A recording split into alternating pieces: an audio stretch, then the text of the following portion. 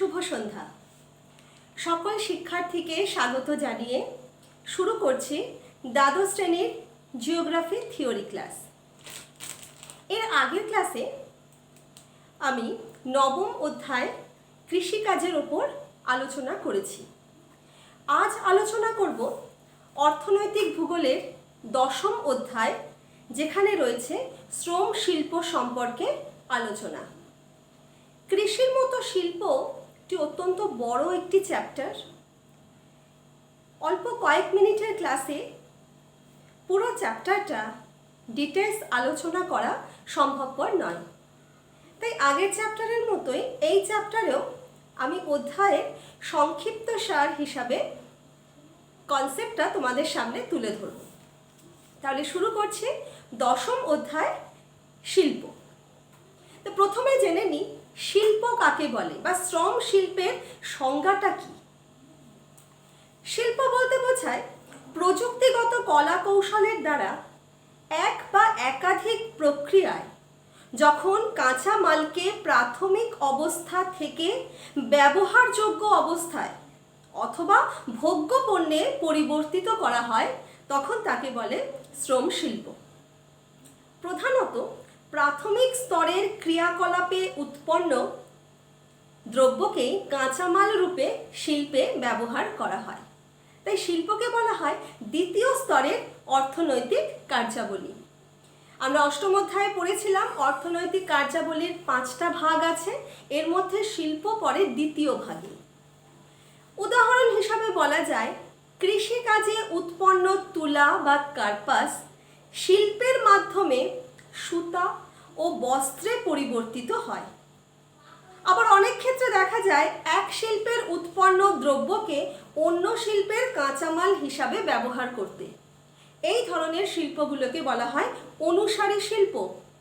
যেমন ইঞ্জিনিয়ারিং শিল্পের কাঁচামাল হচ্ছে ইস্পাত। ইঞ্জিনিয়ারিং আলাদা একটা শিল্প, আবার লৌহ ইস্পাত আলাদা একটি শিল্প। আচ্ছা, আমরা জানি যে শিল্প গড়তে লাগে জমি, কাঁচামাল, শ্রমিক, পরিবহনের সুবিধা, বাজার বা চাহিদা, মূলধন ইত্যাদি। এইসব উপাদান বা কারণ অনুকূল হলেই তবেই শিল্প গড়ে ওঠা সম্ভব। তবে সব শিল্পপতি বা উদ্যোক্তার প্রধান লক্ষ্যই হলো আনুষঙ্গিক খরচ সহ উৎপাদন ব্যয়কে একদম ন্যূনতম রাখা, যাতে সে সর্বাধিক মুনাফা অর্জন করতে পারে। এটাই যে কোনো শিল্পপতির প্রধান উদ্দেশ্য। এই কারণেই কোন জায়গায় শিল্প গড়ে উঠবে, অর্থাৎ শিল্পের আদর্শ অবস্থান কোনটা, এ বিষয়ে বিভিন্ন অর্থনীতিবিদ বিভিন্ন সময়ে অনেক অবস্থানগত তত্ত্ব প্রদান করেছেন। সর্বপ্রথম যিনি এই বিষয়ের ওপর তত্ত্বের অবতারণা করেন তিনি হলেন প্রখ্যাত জার্মান অর্থনীতিবিদ আলফ্রেড ওয়েবার। আলফ্রেড ওয়েবারের এই তত্ত্বটিকে বলা হয় ন্যূনতম ব্যয় অবস্থান তত্ত্ব। 3টি উপাদানের প্রেক্ষাপটে তিনি তার তত্ত্বটি ব্যাখ্যা করেন।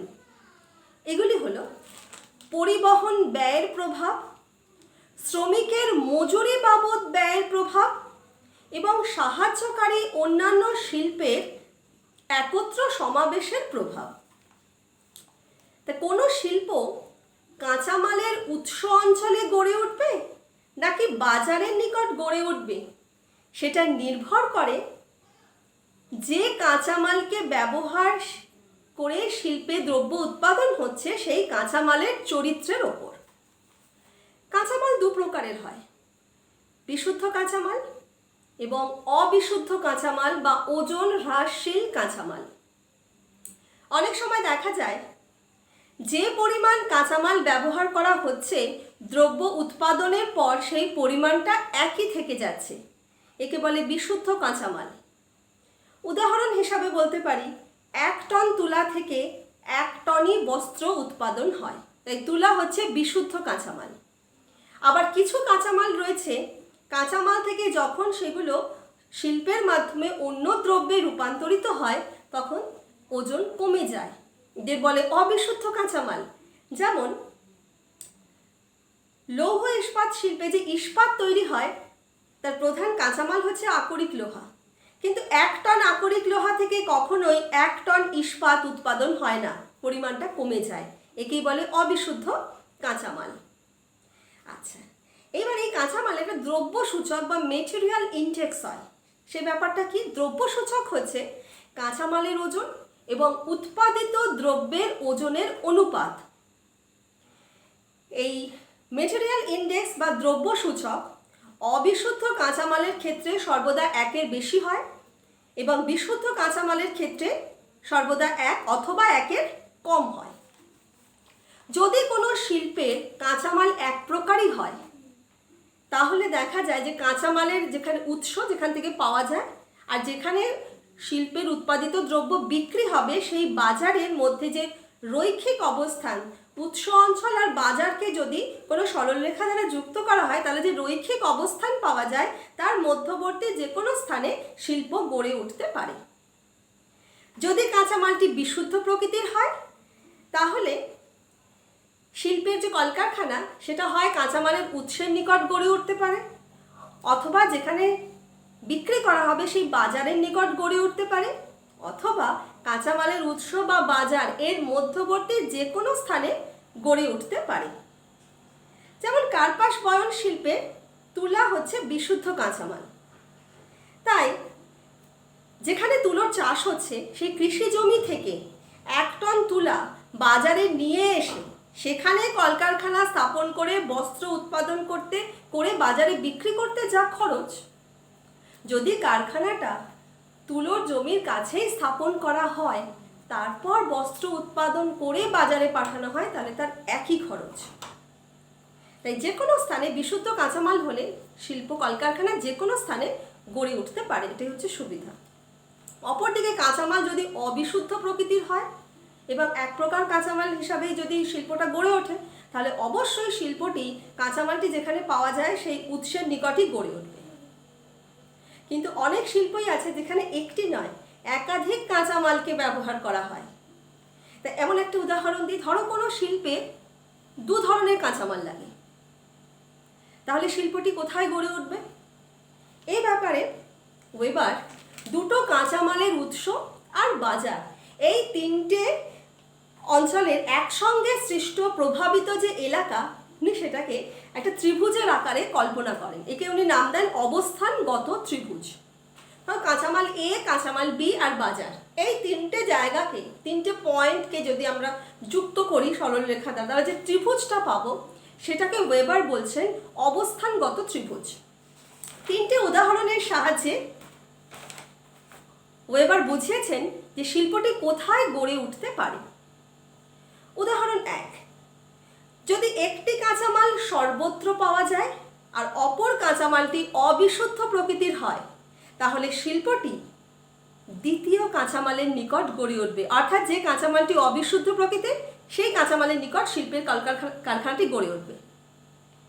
উদাহরণ 2, যদি দুটো কাঁচামালই বিশুদ্ধ প্রকৃতির হয় তাহলে কিন্তু শিল্পটি বাজারের নিকট গড়ে উঠবে।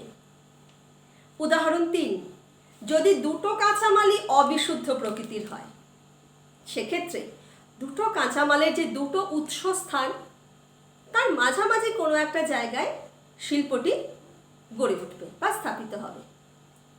এইভাবে আলফ্রেড ওয়েবারের তত্ত্বটির মোটামুটি একটা সংক্ষেপে ব্যাখ্যা আমরা এভাবে করতে পারি।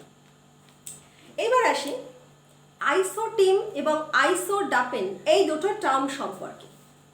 যে কোনো শিল্পের পরিবহন ব্যয় 2 প্রকারের হয়। যেখানে কাঁচামাল পাওয়া যায় সেখান থেকে ফ্যাক্টরিতে বা কারখানায় কাঁচামাল নিয়ে আসার একটা খরচ আছে, একে বলে কাঁচামালের পরিবহন ব্যয়। আবার কারখানায় যে দ্রব্যটাও তৈরি হলো সেটা বাজারে পাঠানোর জন্যও একটা পরিবহন ব্যয় লাগে, এটাকে বলে উৎপাদিত দ্রব্যের পরিবহন ব্যয়। এই দুটোকে যদি যোগ করা হয় কাঁচামালের পরিবহন ব্যয় প্লাস উৎপাদিত দ্রব্যের পরিবহন ব্যয় তাহলে আমরা পাই মোট পরিবহন ব্যয়। যদি আলাদা আলাদা করে কাঁচামালের পরিবহন ব্যয় আর উৎপাদিত দ্রব্যের পরিবহন ব্যয়কে আলাদা আলাদাভাবে কোনো বিন্দুতে প্লট করে, মানে সমান পরিবহন ব্যয় বিশিষ্ট বিন্দুগুলিকে সংযুক্ত করলে যে রেখা পাওয়া যায় তাকে বলে আইসোটিম। এই আইসোটিম দুরকম হতে পারে, একটা হচ্ছে কাঁচামালের পরিবহন ব্যয় বাবদ আইসোটিম, আর একটা হবে উৎপাদিত দ্রব্যের বাজারে নিয়ে যাওয়ার পরিবহন ব্যয় বাবদ আইসোটিম, আলাদা আলাদা।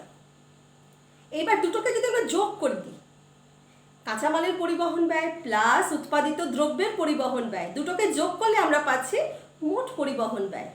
এবার সমান মোট পরিবহন ব্যয় বিন্দুগুলিকে যদি কোনো কাল্পনিক রেখা দ্বারা সংযুক্ত করা হয় তাহলে সেই রেখাটিকে বলে আইসোডাপেন।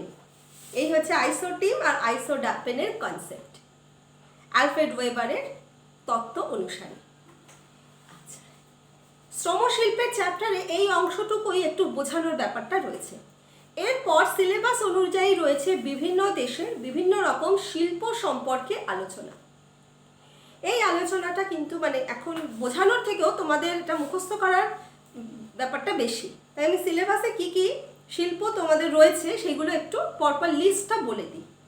যেমন রয়েছে ভারতের খাদ্য প্রক্রিয়াকরণ শিল্প, ভারত ও আমেরিকার কার্পাস বস্ত্রবয়ন শিল্প, ভারত ও বাংলাদেশের পাট শিল্প, ভারত ও কানাডার কাগজ শিল্প, মালয়েশিয়া ও ব্রাজিলের রবার শিল্প, ভারত, চীন ও জাপানের লৌহ ইস্পাত শিল্প, ভারত ও আমেরিকার পেট্রো রসায়ন শিল্প এবং ভারত ও আমেরিকার ইঞ্জিনিয়ারিং ও মোটর গাড়ি নির্মাণ শিল্প। এতগুলো শিল্প তোমাদের সিলেবাস অনুযায়ী পড়তে হবে। আচ্ছা, তো এই অংশটা তোমরা বই থেকে একটু মুখস্থ করে নিতে হবে।